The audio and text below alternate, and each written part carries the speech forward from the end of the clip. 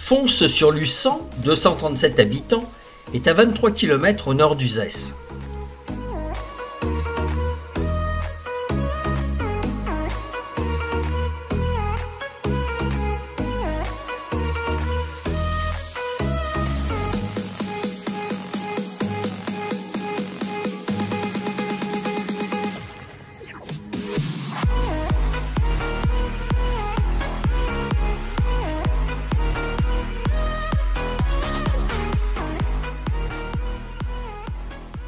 Ce petit village est situé sur le plateau gardois, à quelques kilomètres du mont Bouquet. Fons-sur-Luçan est mentionné en 935, siège du prieuré de Saint-Étienne à la collation d'Uzès. On y retrouve les vestiges d'un vieux château, une fontaine restaurée située à l'entrée du village et un lavoir couvert, dit lavoir de Fontiguier.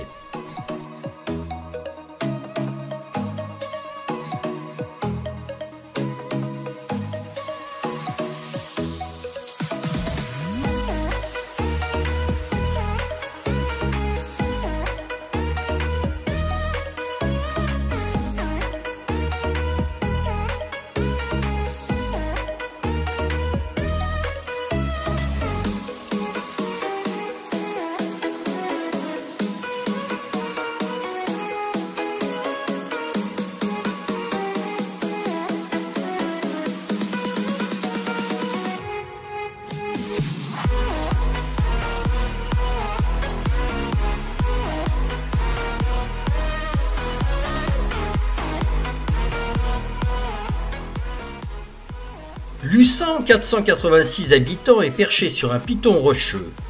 Labellisé plus beau village de France, il offre l'attrait d'une cité médiévale entourée de remparts sur un plateau dominant la garrigue.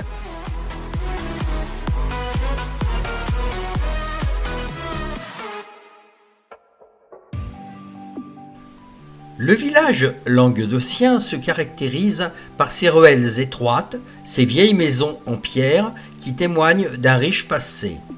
Les remparts et le chemin de ronde permettent de découvrir un magnifique panorama découvrant les Cévennes et le mont Ventoux.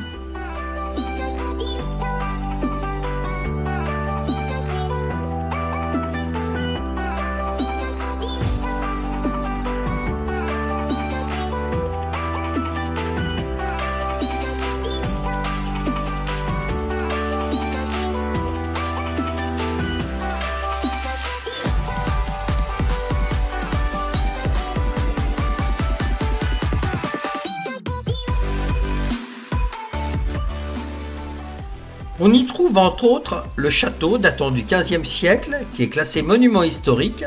Aujourd'hui, il accueille l'hôtel de ville. La richesse de Luçan fut ces 3 filatures de soie qui ont fait l'apogée économique du village au XIXe siècle.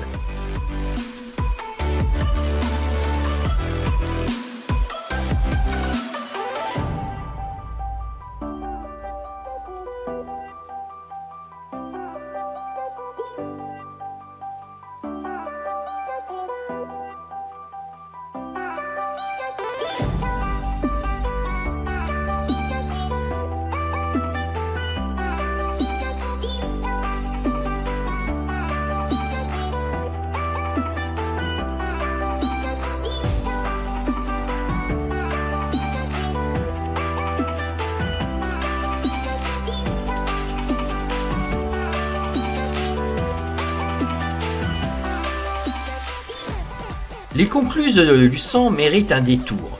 Le torrent de l'Aiguillon a eu beaucoup de mal à se frayer un passage dans le plateau calcaire.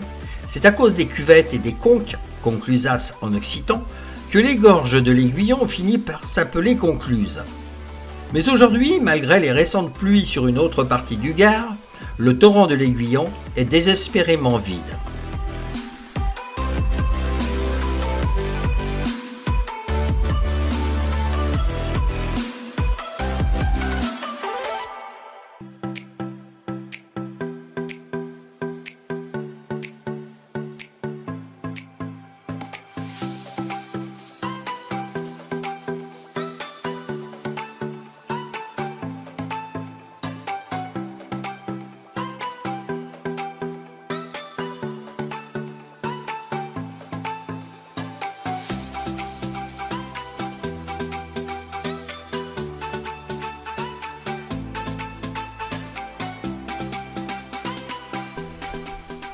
Au cœur de la vallée de la Cèze, dans le Gard, Goudargues est un petit village atypique de 1000 habitants, surnommé la Venise gardoise. Surnom exagéré, il va sans dire.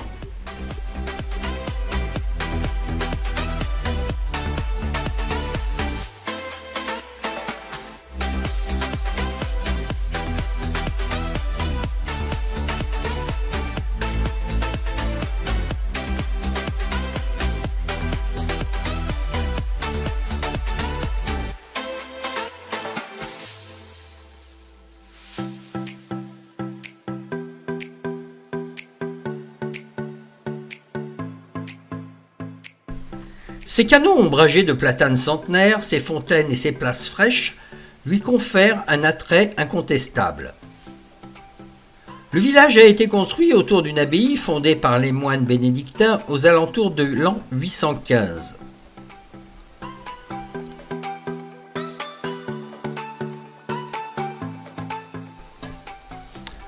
Le charme opère et l'on prend plaisir à vagabonder dans la ville, accompagné du doux murmure de l'eau partout présente.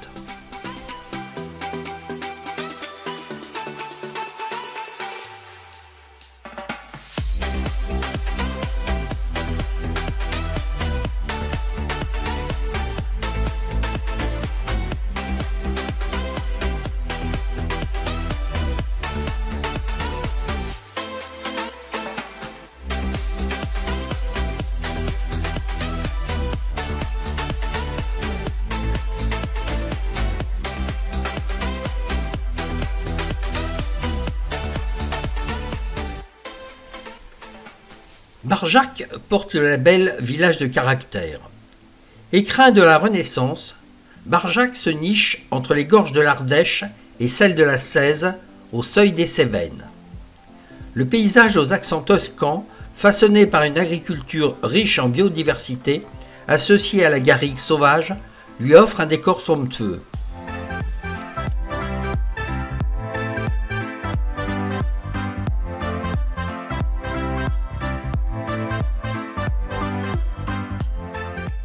Alternativement protestante et catholique, Barjac fut la dernière étape de Louis XIII sur la route de la paix d'Alès. Le passé riche d'histoires de solidarité villageoise tirée de l'agriculture, de la mine et de la soie a forgé une mentalité proche de la terre authentique, conviviale et paisible, où le partage et la qualité de la vie sont rois.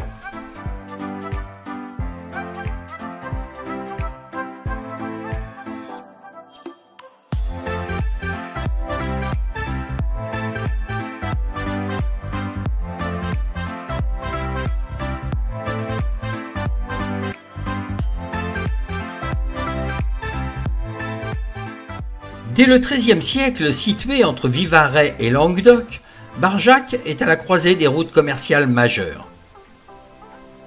Le château, restauré, date du début du XVIIe siècle.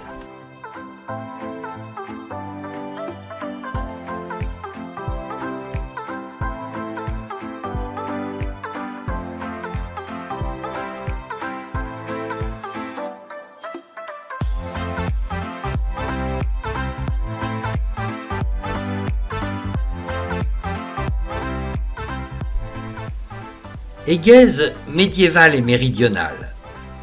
Une identité multiple qui confère au village autant d'atouts à découvrir.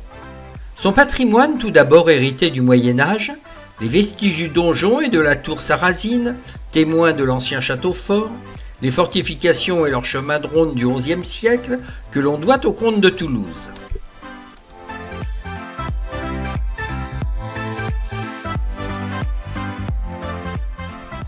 Des invasions sarrasines au 8e siècle, aux jacqueries du 14e, Éguèze subit, comme nombre de villages à l'époque médiévale, destruction, pillage et autres révoltes qui auraient pu signer sa disparition.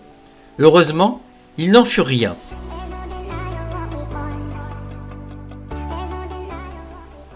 Le village doit beaucoup de son visage actuel à Monseigneur Fuzet, archevêque de Rouen et enfant du pays.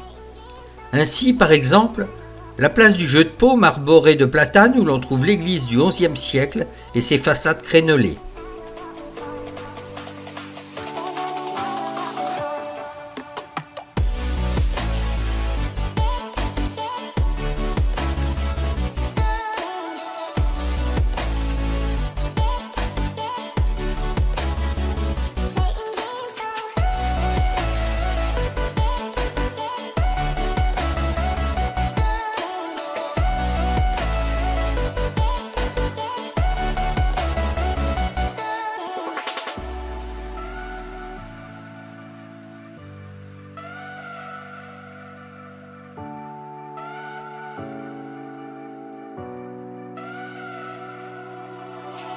There's no denying what we want.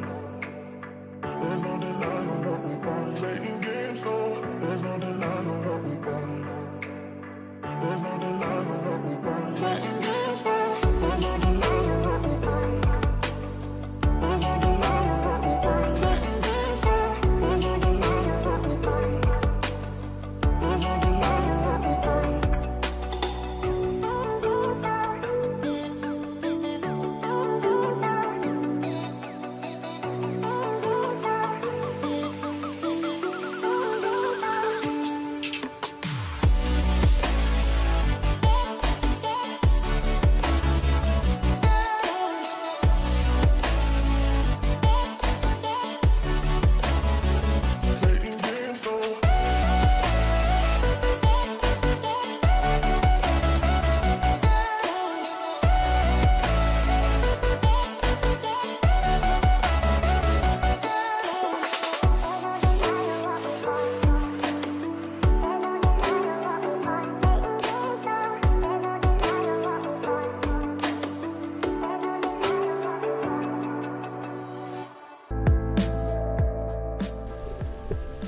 La Chartreuse de Valbonne fut fondée au début du XVIIIe siècle sur l'emplacement d'un monastère bénédictin rebâti par les Chartreux au XVIIe et XVIIIe siècle.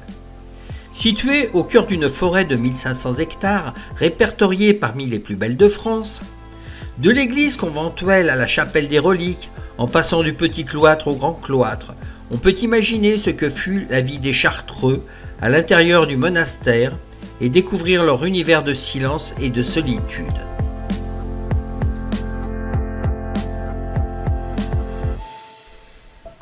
Le portail d'entrée est surmonté du symbole des Chartreux qui signifie « Le monde change mais la croix demeure stable » avec au-dessus l'ange gardien. La cour d'honneur fermée a l'acoustique naturelle remarquable. La façade de l'église conventuelle de la fin du XVIe siècle donne sur cette cour. Elle rappelle la contemplation des Chartreux pour Marie.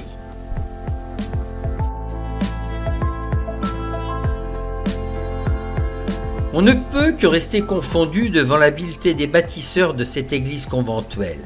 Les pierres sont posées à joint vif, sans aucun liant.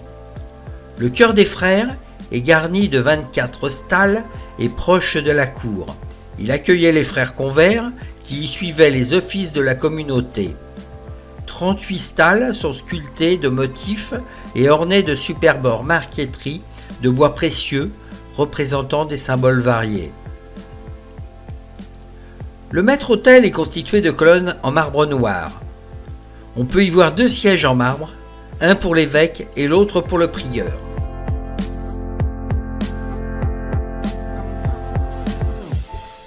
Le grand cloître, sans doute l'un des plus grands cloîtres d'Europe, la galerie forme un vaste rectangle de 350 mètres de périmètre et dessert les 24 cellules où vivaient les pères. 84 grandes baies éclairent l'ensemble couvert.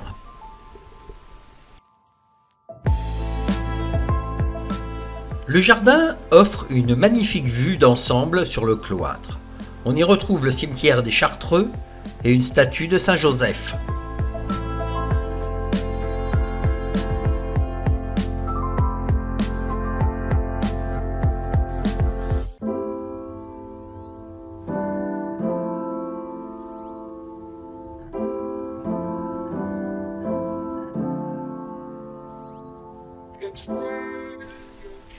Enfin, le petit cloître est le témoin de l'art roman provençal du début du XIIIe siècle.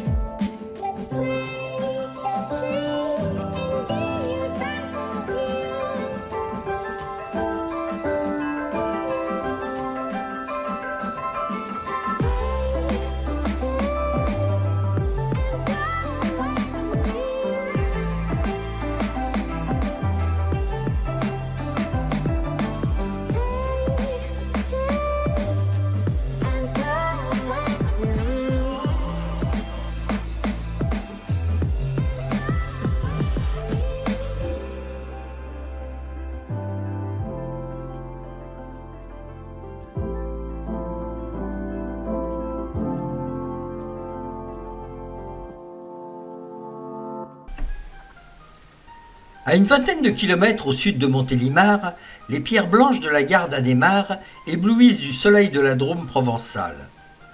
Du haut de son éperon calcaire, le village, qui a gardé de sa structure médiévale remparts, vestiges du château et ancienne demeure, offre un point de vue imprenable sur la vallée du Rhône et les monts du Vivarais.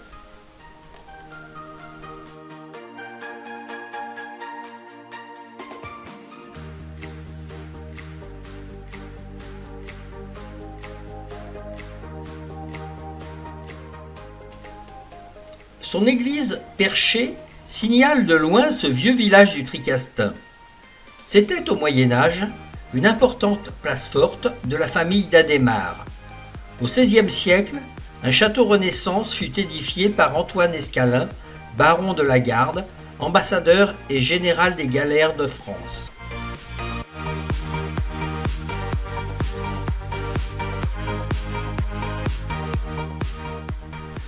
Le château, détruit à la Révolution, fut la demeure de Pauline de Grignan, marquise de Simiane, fille de Françoise de Sévigné, comtesse de Grignan, et petite-fille de Madame de Sévigné.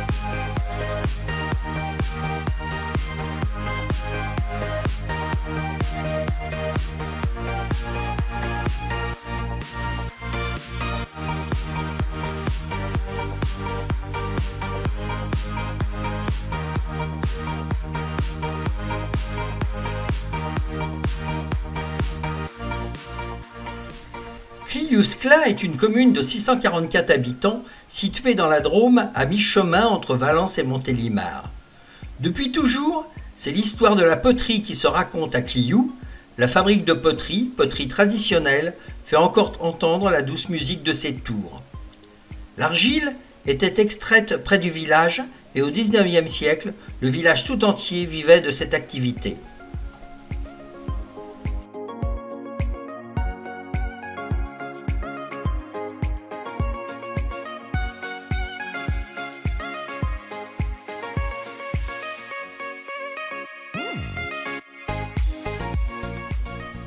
La fabrique de poterie de Cliuskla, créée en 1902 par Marius Anjaleras, relancée en 1964 par Philippe Sourdive, qui renouvellera forme, couleur et décor de cette poterie en terre vernissée, est aujourd'hui protégée au titre des monuments historiques.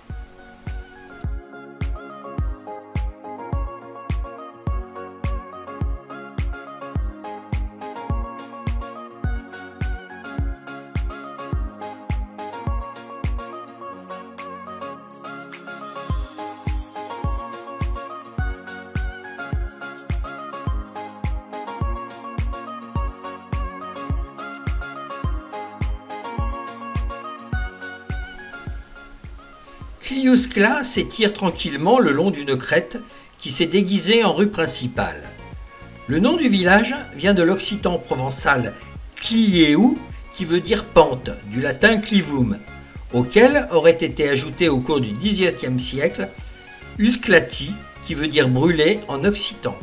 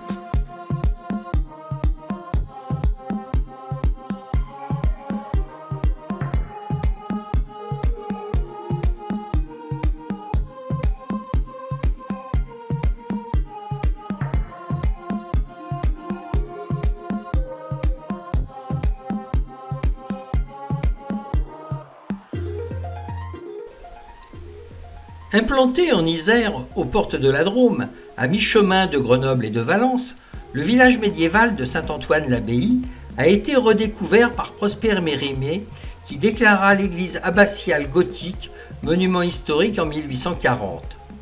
Au lieu de la foi catholique durant le Moyen-Âge, Saint-Antoine-l'Abbaye est le village touristique fréquenté en Isère pour l'architecture de ses édifices et de ses reliques médiévales.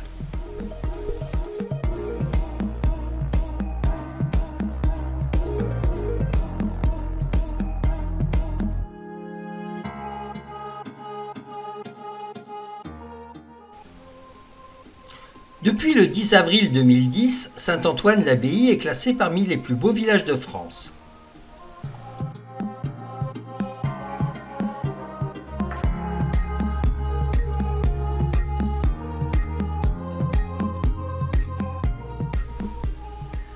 L'abbatiale de Saint-Antoine-l'Abbaye est certainement une des plus importantes réalisations gothiques du Dauphiné.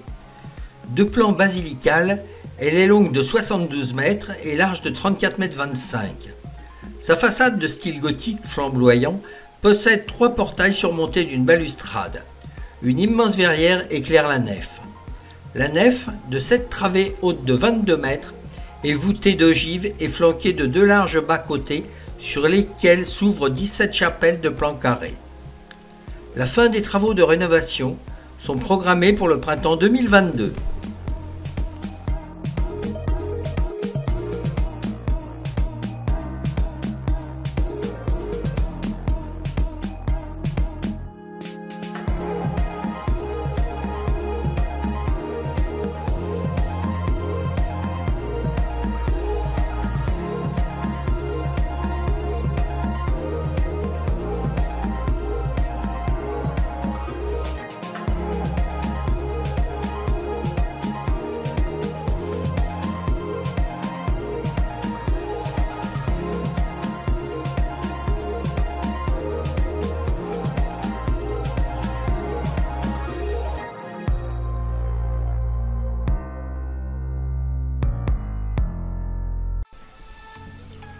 Pont-en-Royans est situé à l'entrée des gorges de la Bourne et l'une des portes d'entrée du parc naturel régional du Vercors.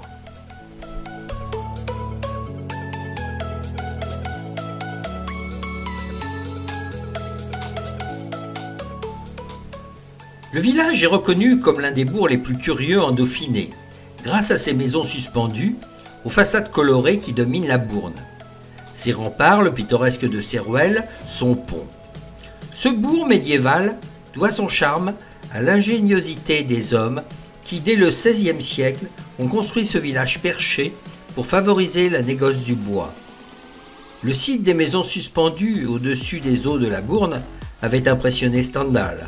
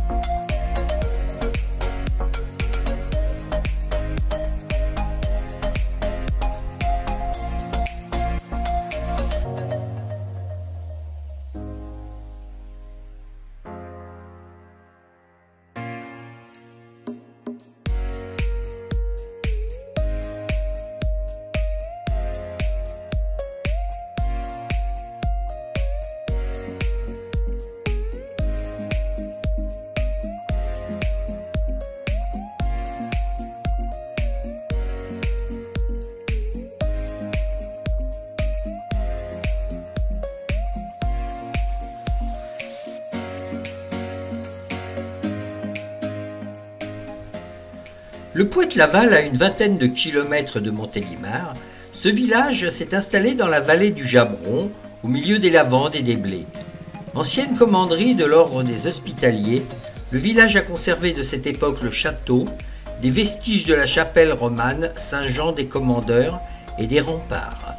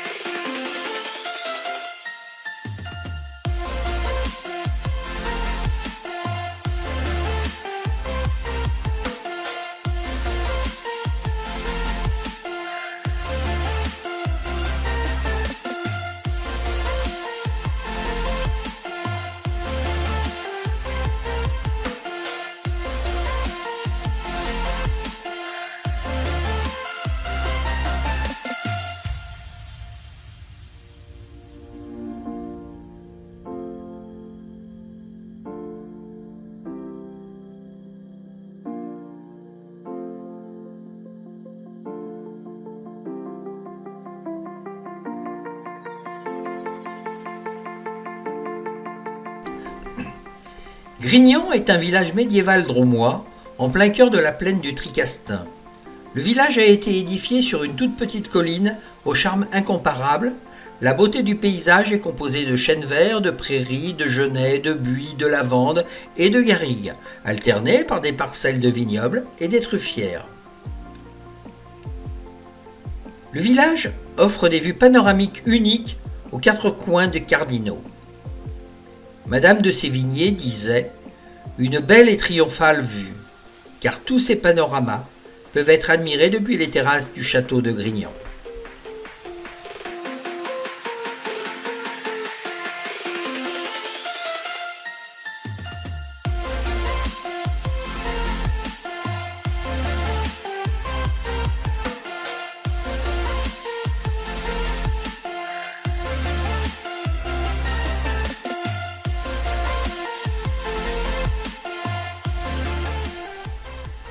La collégiale Saint-Sauveur est une église catholique construite au XVIe siècle. La collégiale abrite la tombe de la marquise de Sévigné et se situe sous la terrasse sud-ouest du château de Grignan. La dalle funéraire est gravée de l'inscription « Sigy Marie de Rabutin, Chantal, marquise de Sévigné, décédée le 18 avril 1696 ».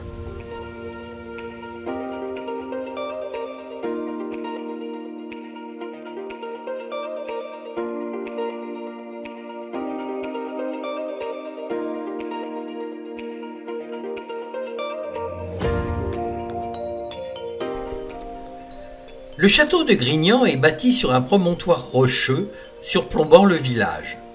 Témoin de l'architecture Renaissance et du classicisme français, l'édifice a connu une histoire mouvementée. Château fort mentionné dès le XIe siècle, il est transformé à la Renaissance en une prestigieuse demeure de plaisance par la famille des Adhémar. Au XVIIe siècle, la marquise de Sévigné y séjournera plusieurs fois auprès de sa fille, Françoise Marguerite. Démantelé à la Révolution, puis reconstruit au début du XXe siècle.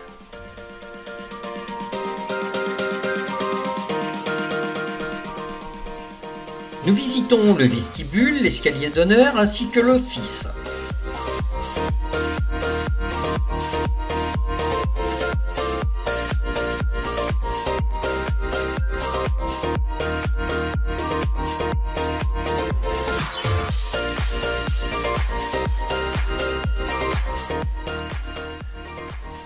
Nous allons maintenant poursuivre par l'antichambre et la chambre de Madame de Grignan.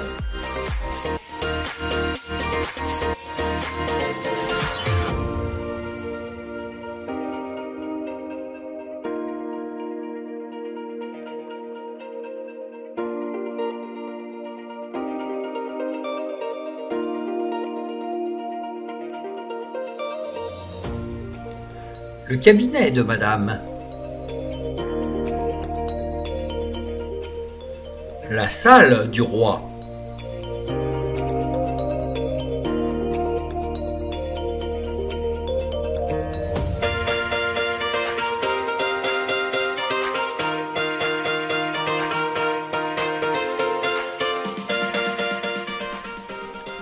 La chambre de Tournon.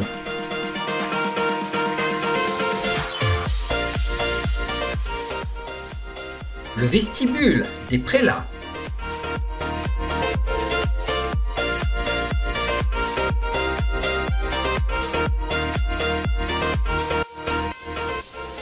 Et enfin la galerie.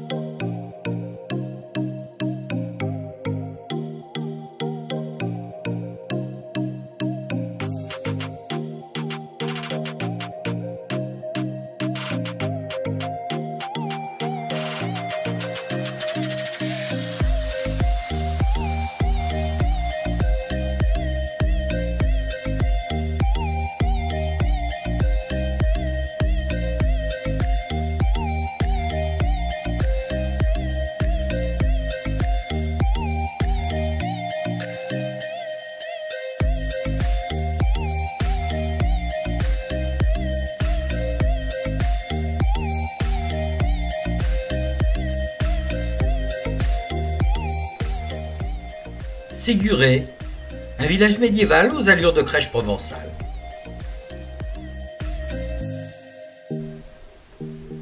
Accroché à la colline, le village de Séguré assure ses arrières.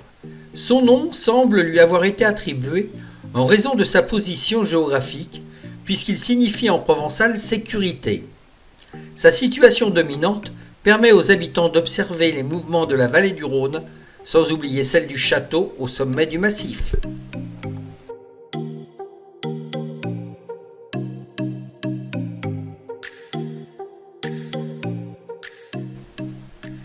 En arpentant les ruelles escarpées, on est enchanté de voir au détour d'une place une fontaine au mascaron, un lavoir moyenâgeux ou encore un beffroi du XIVe siècle.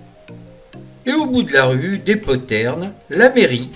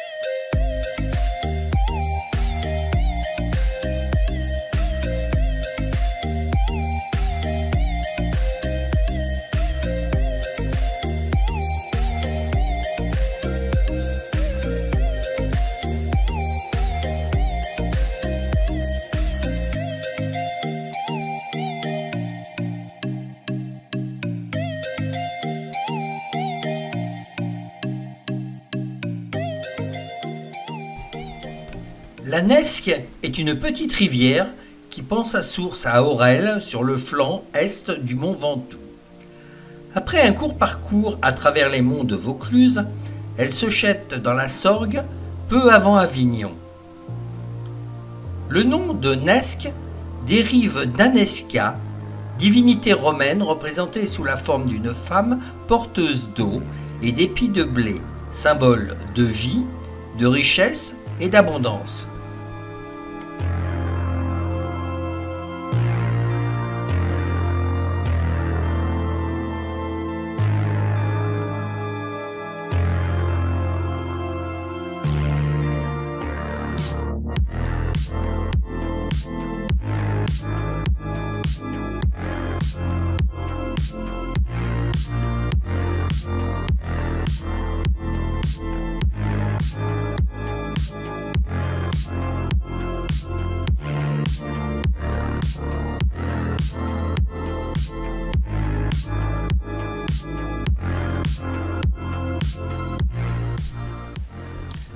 La Nesque forme les gorges les plus spectaculaires de Provence après celle du Verdon.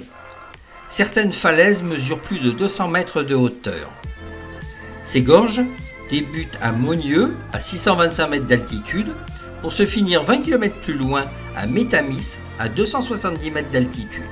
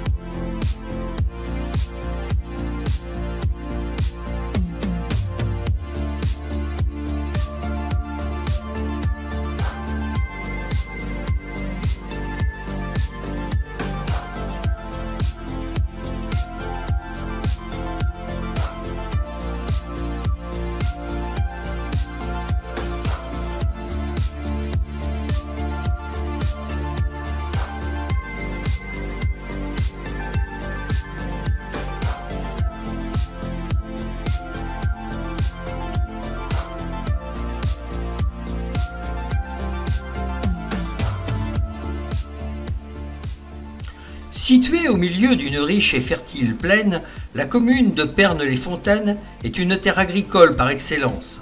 Ses vergers produisent des pommes, cerises, poires et amandes. Les fraises, melons et différents légumes sont d'autant de délices. Et Pernes a le plus grand marché d'asperges de la région.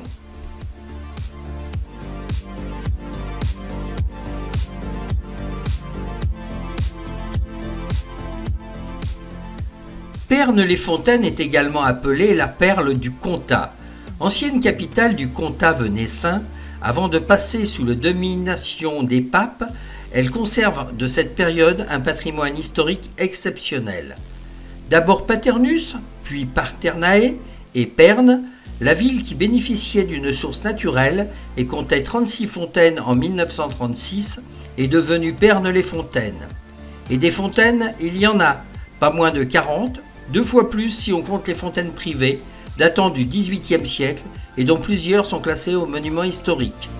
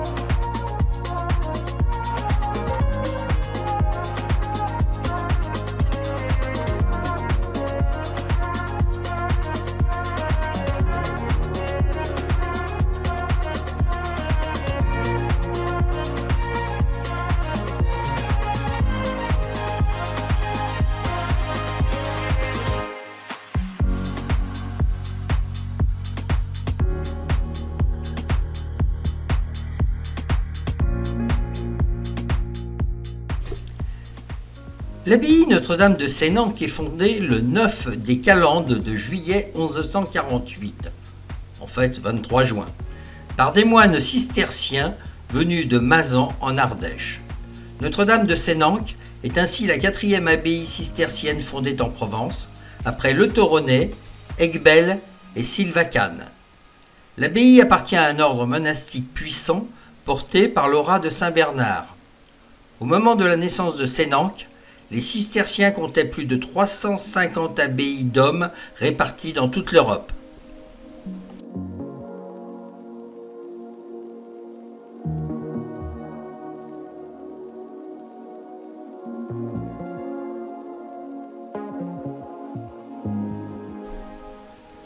Le nom de l'abbaye peut être lié à la présence de ce cours d'eau providentiel, Sanaaqua, au Seine.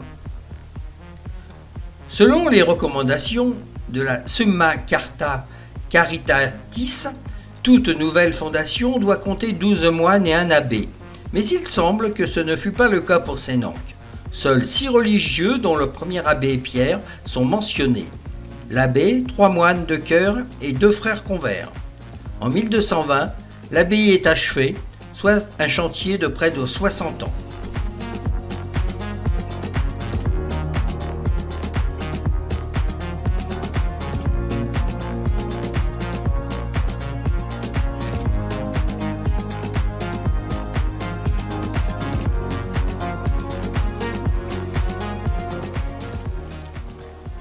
L'abbaye Notre-Dame de Sénanque, fondée au XIIe siècle, est un joyau provençal de l'art roman.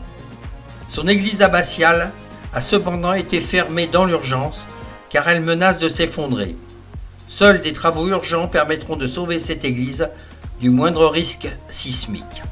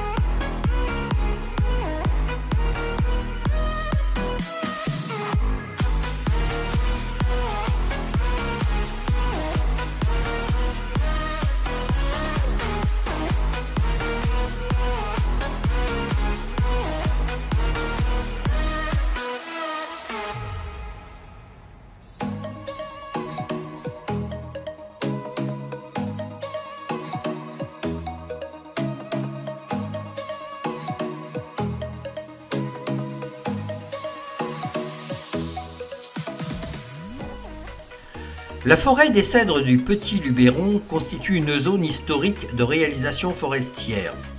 Ce peuplement est semé à partir de 1861 grâce à des graines récoltées dans le Moyen Atlas algérien, espèce Cedrus atlantica. Les premiers arbres commencent à se reproduire vers 1920. 10 ans plus tard, on notait 60 hectares. À ce jour, la cédraie forme un massif de 250 hectares.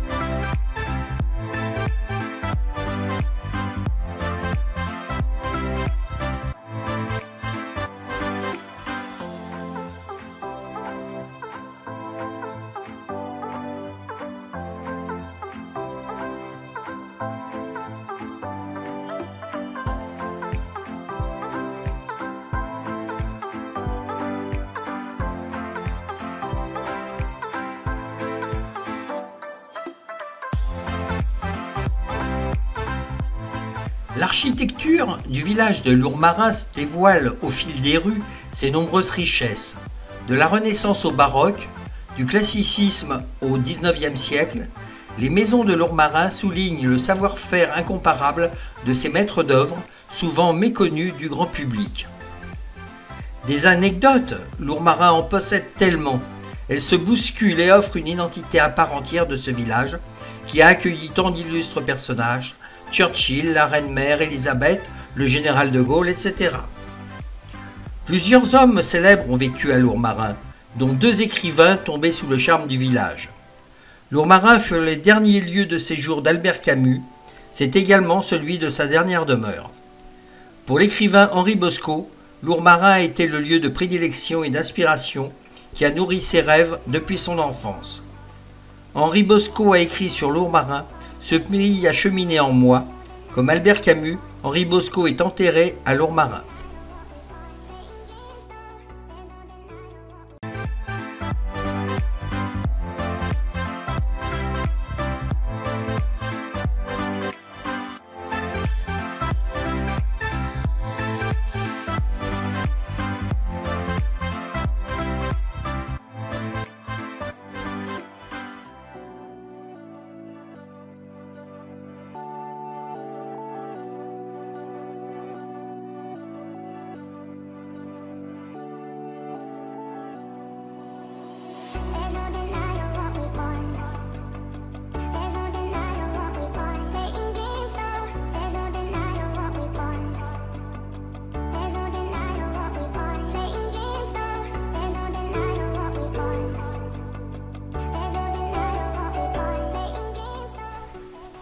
À la fois moderne et fier des legs de son passé, le village de Gréoux-les-Bains séduit par son art de vivre et sa richesse historique. Gréoux ne serait pas Gréoux sans ses bains. Les termes séduisent depuis l'ère celtique. D'ailleurs, la trace du passage des Celtes se retrouve dans son nom, Grésilium, venant de grésum, douleur, et lin, eau, soit les eaux de la douleur. Les Romains installés à Riez utilisaient ces eaux jaillissantes des rochers et en aménageant conduites et puits. Ces ruelles typiques et ces calades, symboles de l'architecture provençale, vous guident entre les nombreuses fontaines, lavoirs et placettes, lieux de rencontre et de fantaisie.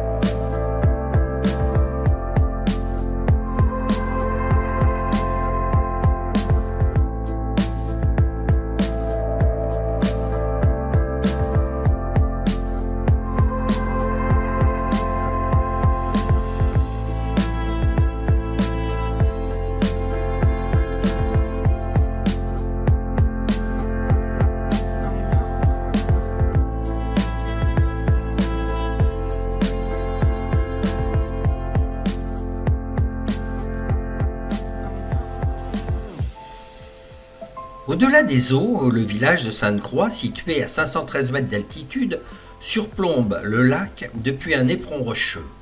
Charmante localité où il fait bon flâner, Sainte-Croix est composée de jolies maisons typiques, d'une église du XVIe siècle et des vestiges d'un château médiéval.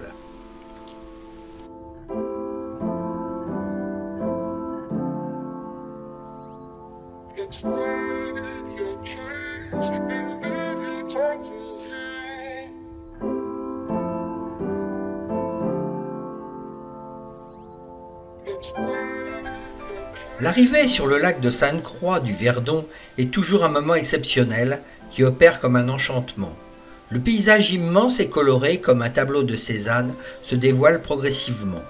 Quiconque en a fait l'expérience est tombé sous son charme éclatant et naturel. Construit dans les années 70 pour répondre aux enjeux d'électrification, de distribution et d'alimentation en eau dans toute la région, la superficie du lac totalise 22 km² et contient 767 millions de mètres cubes d'eau.